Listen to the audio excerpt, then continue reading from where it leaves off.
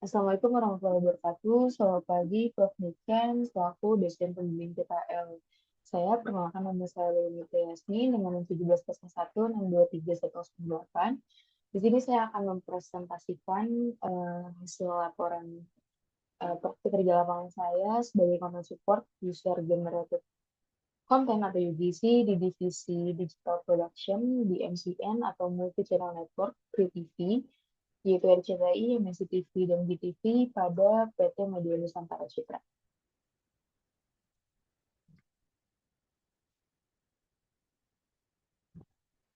Yang pertama saya akan menjelaskan mengenai profil instansi di PT Media Nusantara Citra atau MCN3 TV.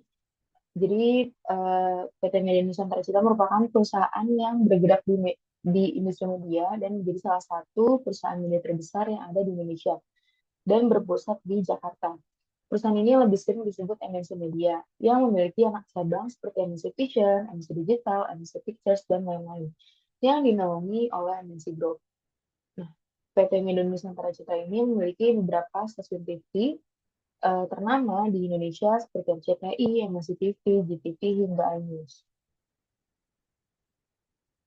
Ya, selanjutnya adalah latar belakang pelaksanaan PPL.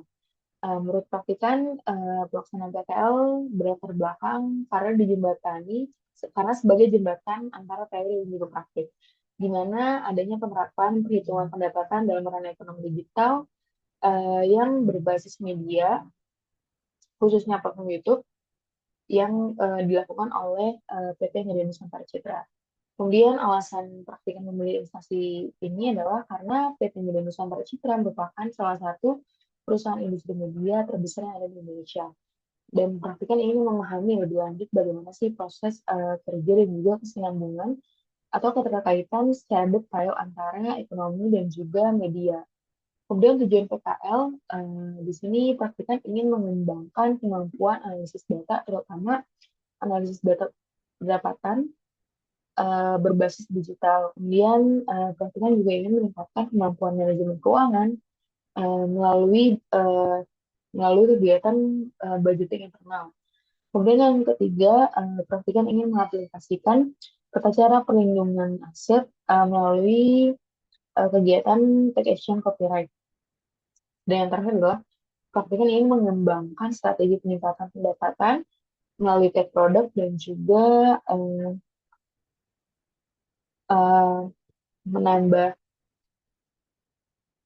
menambah audiens dalam membership.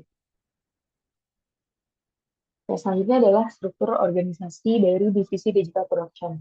Nah, jadi divisi ini berada di bawah naungan Channel Network atau MCN3 TV yang menjadi divisi tempat praktikan melakukan kegiatan PKL. Pada digital production terdapat susunan organisasi seperti berikut, yang dimulai dari head of department dan diakhiri oleh content support intern. Nah, semuanya itu memiliki kehubungan kerja satu sama lain yang kemudian dibantu oleh praktikan sebagai content support intern. Selanjutnya adalah pelaksanaan kegiatan PKM. Terdapat 5 tugas utama yang dilakukan oleh praktikan. Yang pertama adalah analisis data estimasi pendapatan. Nah, penarikan data dilakukan pada pekan pertama di setiap bulannya di platform YouTube. Kemudian hasil analisis data tersebut dikelompokkan berdasarkan program yang ditayangkan oleh setiap saluran dan berdasarkan tahun dan juga penayangannya. Nah, tujuannya tuh adalah untuk mengetahui program mana sih yang kira-kira memiliki engagement paling bagus selama ditayangkan oleh setiap saluran, seperti itu. Yang kedua adalah perlindungan aset perusahaan. Kegiatan take action copyright atau memonetisasi ini dilakukan secara langsung pada platform YouTube yang tujuannya adalah mengoptimalisasi pendapatan yang didapatkan oleh perusahaan. Selain itu juga kegiatan ini dilakukan sebagai bentuk untuk meminimalisir tingkat plagiasi konten yang ditayangkan oleh saluran milik perusahaan dan juga sebagai upaya perlindungan aset. Yang ketiga adalah tech product. Nah, kegiatan tech product itu dilakukan sebagai bentuk upaya meningkatkan pendapatan melalui penurunan biaya pencarian bagi konsumen agar konsumen itu tidak melakukan impulsive buying atau malah justru sebaliknya. Jadi mungkin konsumen membeli suatu produk karena adanya tag produk yang dilakukan oleh perusahaan di setiap video yang ditayangkan pada saluran. Nah, hal tersebut kemudian dimanfaatkan perusahaan sebagai peluang agar pendapatan perusahaan meningkat. Yang keempat adalah meningkatkan jumlah membership saluran. Nah, praktikan tuh biasanya melakukan secara langsung dengan durasi 15-20 menit, program yang memang khusus hanya bisa diakses secara penuh oleh pelanggan atau audiens yang berlangganan di membership. Nah, biasanya setelah pelayanan dengan jumlah audiens seperti yang tertera, di sini kan tertera ada 20.000 audiens ya. Nah, di situ akan terjadi peningkatan jumlah audiens yang bergabung dan juga berlangganan membership sekitar 2-5%. Ini dimana akan menambah jumlah pendapatan perusahaan melalui eh, audiens yang join ke membership tersebut. Yang kelima adalah membantu budgeting internal.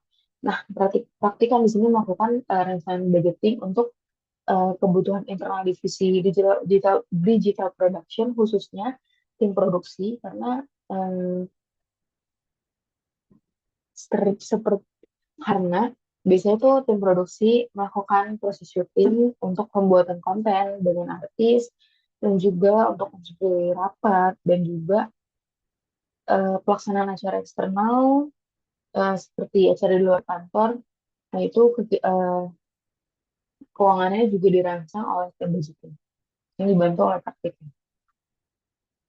Selama menjalani praktik kerja lapangan di PT Medan Nusantara Citra, tentunya praktikan menemukan beberapa hambatan atas pekerjaan yang dilakukan.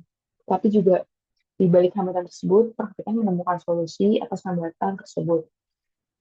Salah satu hambatan, ya, beberapa hambatan yang dialami oleh praktikan diantaranya yaitu terjadinya miskomunikasi antara divisi UGC dengan programming. Karena biasanya dalam kasus ini divisi UGC menayangkan secara langsung yang sudah disetting oleh pihak programming dalam apa ya penayangannya dalam salurannya.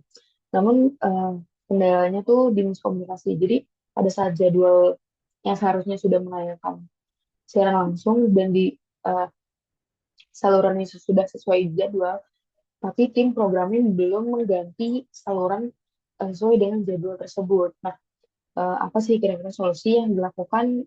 Praktikan melakukan komunikasi terhadap mentor dan akhirnya mencari opsi lain karena emang sekarang memang waktunya juga uh, terdapat ya, maksudnya waktunya sempit untuk mengambil keputusan. Akhirnya praktikan melakukan streaming melalui aplikasi RCTI Plus. Nah, itu resikonya lumayan eh, besar karena RCTI Plus memasukkan iklan-iklan yang tidak di-cut di dalam konten yang seharusnya di-cut di programming ke dalam video secara langsung. Nah, seperti itu.